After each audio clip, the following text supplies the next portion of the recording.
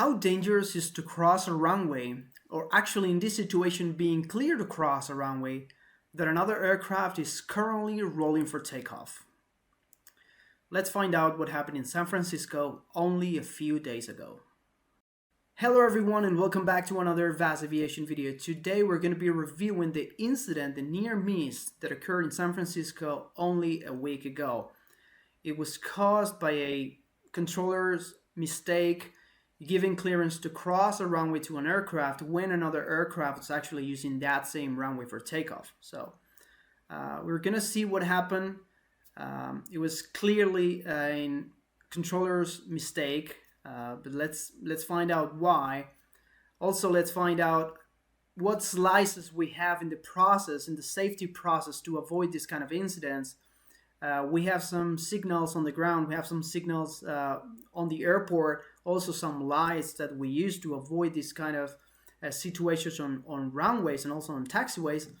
And we're going to use some real videos to explain how this can be avoided. So let's do it. Air Canada 760, San Francisco Tower, on departure, flight runway heading, radar vectors to free, climb and maintain flight level 1 energy. Perfect, runway heading, climb up to flight level 190, it'll be runway heading, vectors to free, Air Canada 760. Air 1954, contact departure. Roger, 1954. So first that we need to know is that these occurred at about 8 in the morning. So it's not yet the peak hour of the airport, but it's building, it's starting to be to be busy. We are using both runways 1 left and 1 right, mostly runway 1 right for departures, and using 28 left and 28 right for arrivals. That's, again, as we talked in the previous video, a normal configuration for San Francisco Airport. You can go watch that previous video where we go more in depth, in detail for the configuration of the runways for San Francisco there. It's busy. We all know it's busy. There are 2 controllers at this time, if I remember correctly. Actually, the delivery controller is another one, but we have a ground controller and we have a tower controller managing all the airplanes on the runways, takeoffs and landings. As we saw in this clip, the controller is giving some additional instructions to Air Canada after departure. So because of traffic, because of airspace sectors, they can change the departure procedures, and he's actually changing that departure procedure to every aircraft in line for takeoff. Again, that's not unusual, but adds to the workload of the controller, to be given that instruction as well, that additional departure instruction there. Okay, 760, runway 1 right, clear for takeoff. Clear for takeoff 1 right, Air Canada 760. 784, San Francisco Tower, runway 1 right, line of 4. Runway 1 right, line of 4, 97. Unit 1111, San Francisco Tower, Foxtrot, cross runway 1 left, cross runway 1 right. Cross runway 1 left, cross 1 right, on Foxtrot, Unit 11. So only in about 10 seconds, the tragedy is already in the making. We have Air Canada 760 clear for takeoff on 1 right. Again, we're only be going to the most relevant parts of the audio. The audio and the video was not streamed. It was all real time, but you have to go check out the original video for that, situational awareness of yourself. On this analysis video, I'm going only through the most relevant parts. So we just listened to it. It's Air Canada 760, runway 1 right, clear for takeoff. The next transmission is to United 784, which is in line just behind Air Canada. United 784, runway 1 right, line up on wait. So we cannot lose a second here in San Francisco. So you take off, the next one in line goes onto the runway. But the next transmission to that one is United 1111 and very clear, cross runway 1 left, cross runway 1 right. But hey, you just cleared to take off Air Canada 760 on that runway.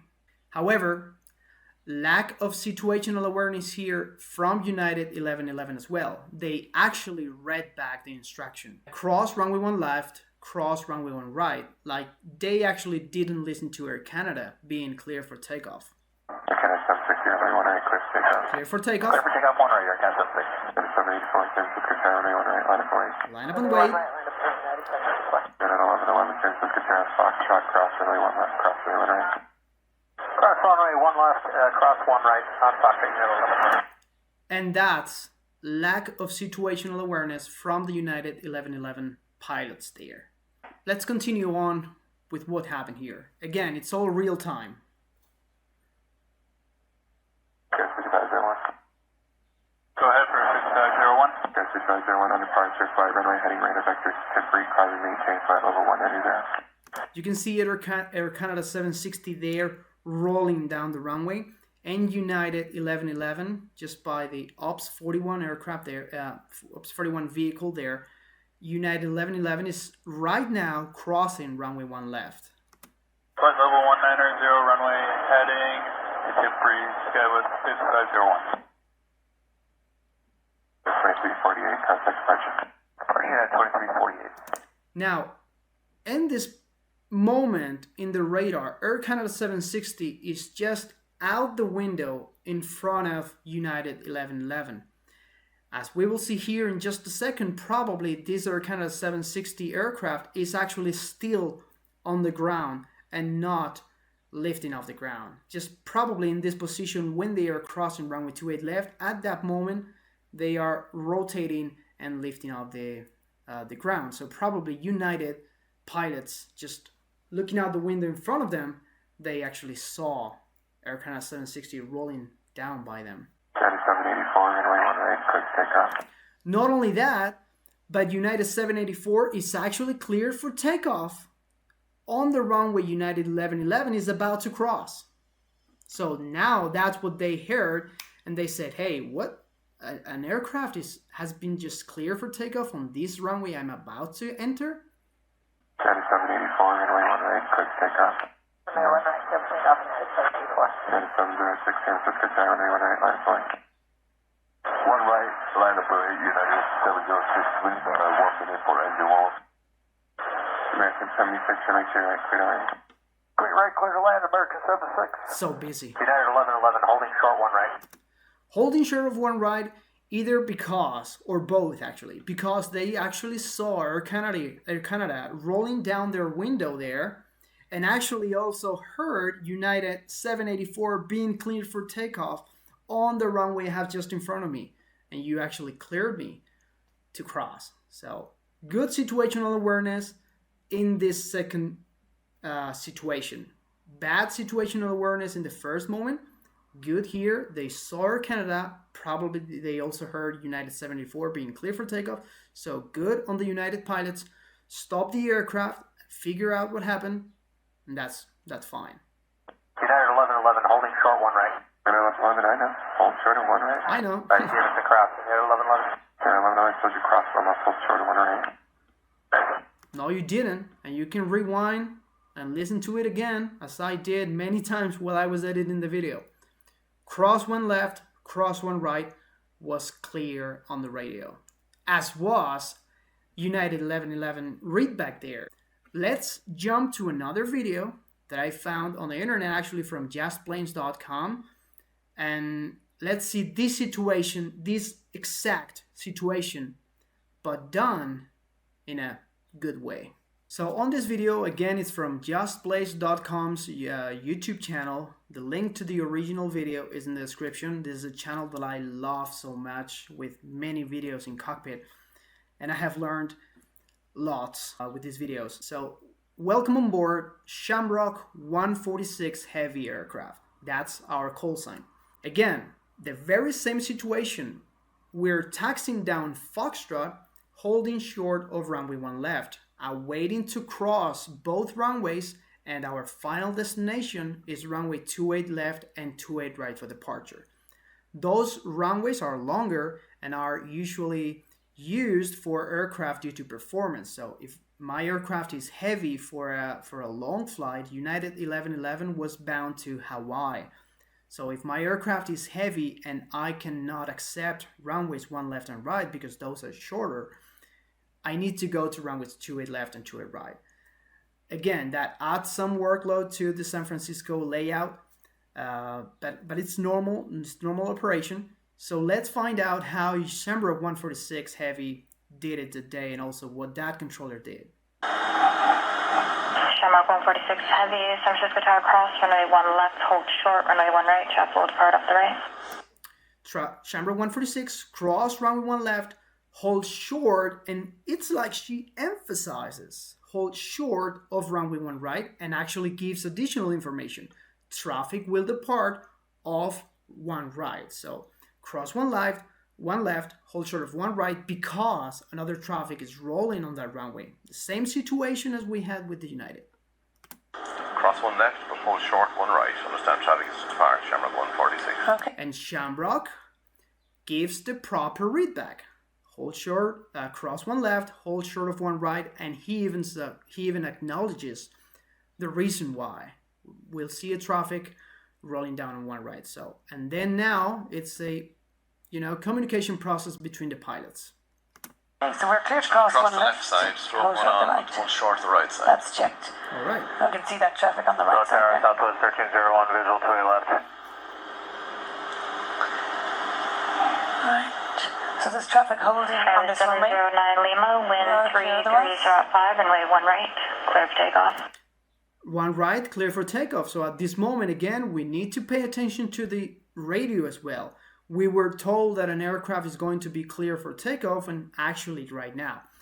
As we can see on the ground, we have some signals there, runway 1 left and Foxtrot. So again, we will review the lights here in just a second, but we can see the signals on the ground. 1 left is just ahead, and we are on taxiway F. So we also have the blinking lights there that we call the guard lights. They are usually placed on the sides of the taxiway, but they can also be there just by the hold short bar. And that means those blinking yellow lights, that means, say, ahead of you, there is a runway. Clear for takeoff, 1 right, Skywest 709 Lima. Should get a nice view now. Southwest 1301, San Francisco Tower, wind 3306, runway 28 left, clear to land. And runway 28 left, clear to land. Actually, you can see the airplanes coming right there ahead of the aircraft there. So we're also working arrivals on runway 28 left. So again, we're with the busy configuration of San Francisco. We're using all 4 runways. Southwest 1301. United 887 left turn and ground 124.25. Left turn, ground 2425, United 887. United 586, San Francisco Tower, and 1 right, line up away. You can see there the aircraft rolling on runway 1 right. That's the Air Canada. That's the Air Canada there.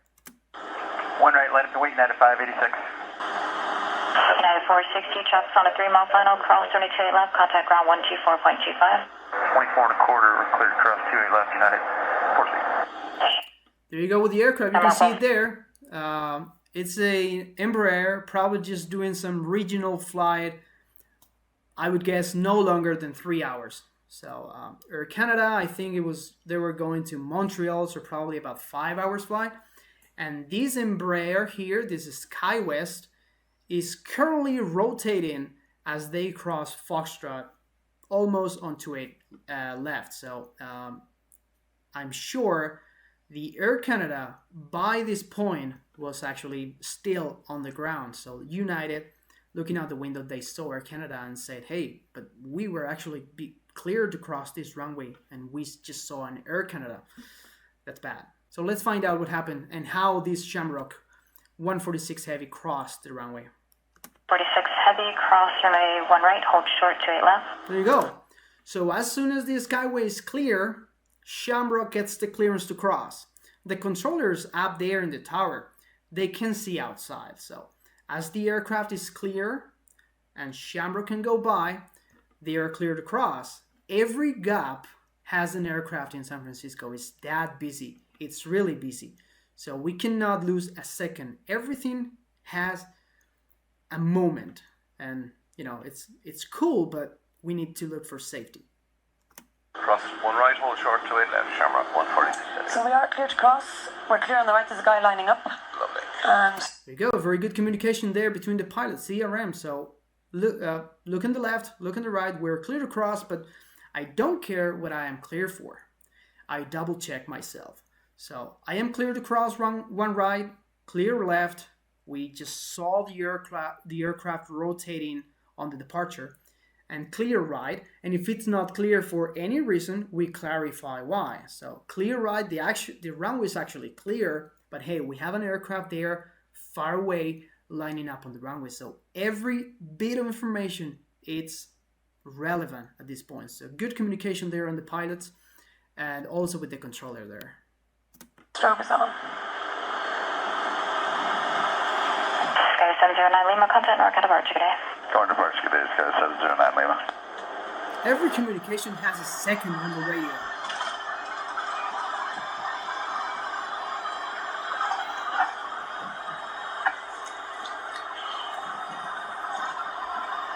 Southwest 1301, change to runway 28 right, wind 30 at text runway 28 right, clear to land, caution, wind turbulence, heavy, Airbus will depart parallel. Okay. Alright, clear to land 28 right, Southwest 1301. United 586, traffic hold switch on 28, RNAV tidal, runway 1 right, clear for takeoff. As soon as Shamrock is out of the runway, is finished crossing the runway, we have another aircraft being clear for takeoff on runway 1 right. So as you can see, it's busy. And again, every second on frequency has a communication to someone. It's busy, but this is the correct way of doing it. So as we saw there in the Shamrock video, we saw some flashing lights there on the stop bar. These are called the runway guard lights, but they're usually located at least I have seen them most of the times located on the sides of the taxiway just before the runway. And these are the runway guard lights. They flash, and that only means, hey, ahead of you there is a runway, be careful. On this video is from Pilot View YouTube channel. You can also check it out. It's linked in the description. You can see those guard lights there on the sides of the taxiway, on the sides of the holding point there. Again, they mean if you go further down this taxiway, you will enter a runway. You can see them there on the sides there. We have two pairs because we have two actually entrances to the runway. And again, more safety means for the runway incursions. We have the signals on the ground painted in red. We have the signals on the side of the holding point there also in red, so you can see them. And there's also another stop bar lights that we have here. And it's probably what I have seen most. But these stop bar lights in red, they are used mostly in nights or in low visibility situations, or what we call the LVP, the low visibility procedures. So as you can see here in the Pilot View video, the stop bar lights are not on, they are actually off, turned off. So it's daylight and they most of the times are not operative, even if they are red, because that means you cannot go across. But they're only used, as I said, at night or in low visibility situations. 1111 on Foxtrot, cross runway 1 right. Cross runway down 5, 1111. So only a few moments later, United 1111, after United 784 passed by and departed, United 706 was only right there on the holding point, was only cleared to line up, and United was cleared to cross. Again, thanks to the pilot situational awareness, thanks this was daylight, thanks this was good visibility. This controller here really sounded tired. And I wouldn't say tired, I would say fatigued, which is not the same as tired. He has used the phrase cross one left, cross one right so many times, maybe this same day, but along his career in San Francisco, that it's like he said the phrase, the instruction, in an automated manner, and that's not safe. Automation is good in aviation. We have some standard callouts as well in the airplanes. For example, the one that we use most in our aircraft is when we take off, we say positive rate, gear up, yaw damper, flight level change 180. And that we use every single day, every single takeoff.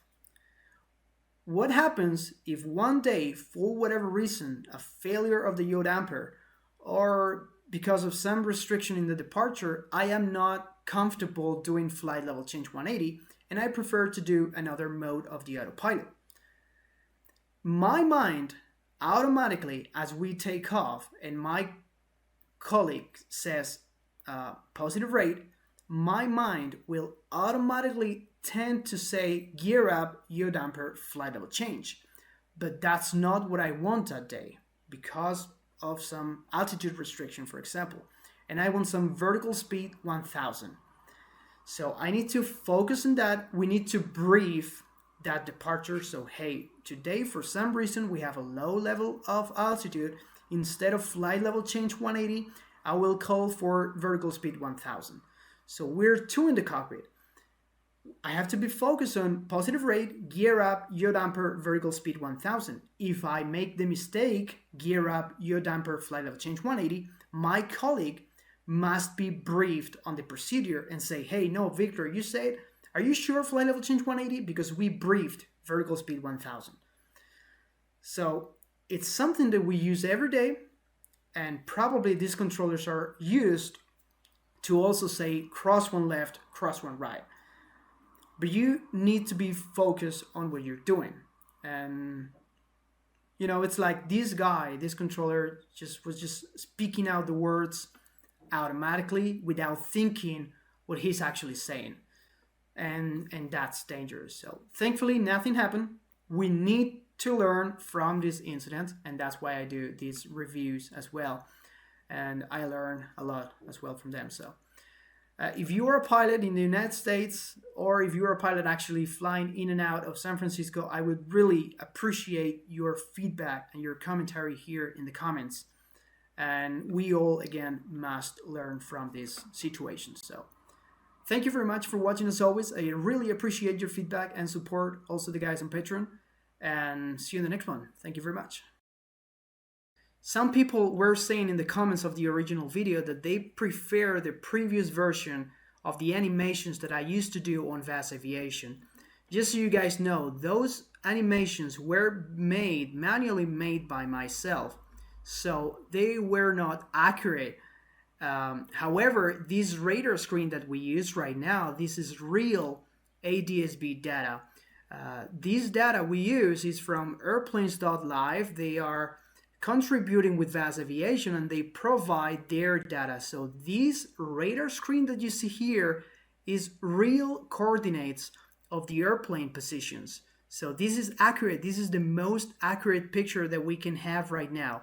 It's not manually edited by myself, so it can be maybe less clear, but it's more professional and it's more accurate, and it's what we are looking for. So if you have any problems trying to understand or read this animation, please ask for help in the comments, and I'm sure many people will be able to help you out to understand these animations. But I need to say that these animations that we have right now, and more that we are working for the future, is the most accurate information and data from the airplanes that we can get. So please appreciate that too.